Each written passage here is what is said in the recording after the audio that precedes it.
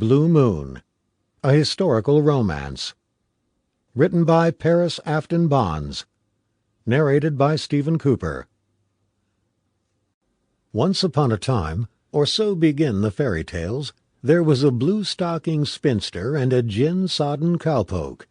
Sourly, suspiciously, the two sat eyeing one another across a smoke-hazed, liquor-stinking bar-room.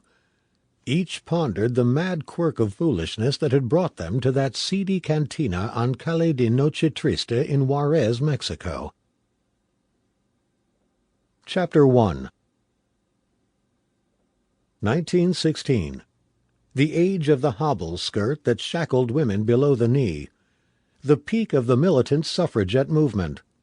The time of revolutions. The Sinn Féin in Ireland. The Bolsheviks in Russia. And the Villistas in Mexico. Well-bred Roxana Van Buren of the aristocratic old Dutch family was busy staging her own revolution.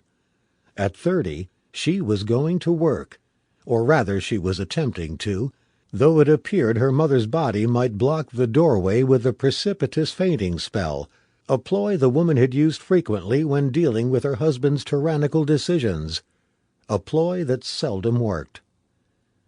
Augustus Van Buren's Solomon-like wisdom, his old-world polish and old money, the influence of his powerful political standing as a Supreme Court justice, all made him well-nigh invincible. He was committed to his position in life, to his wife, and to their children. Consequently, Roxana, Wally, and Rowena were raised in a most secure, albeit patriarchal, family structure, which made it difficult to break away. Wally was following in his father's political footsteps. Rowena had married the young doctor of whom her father had so heartily approved, and Roxana had remained within the bosom of the family all those years.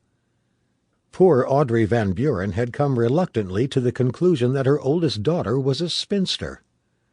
Certainly her mother had done her best by Roxana, affording her the finest education at Sacred Heart Convent in New York, and completing her formal education at Liege, where her daughter had learned to speak passable French, and had spent vacations from school visiting the cultural spots throughout Europe.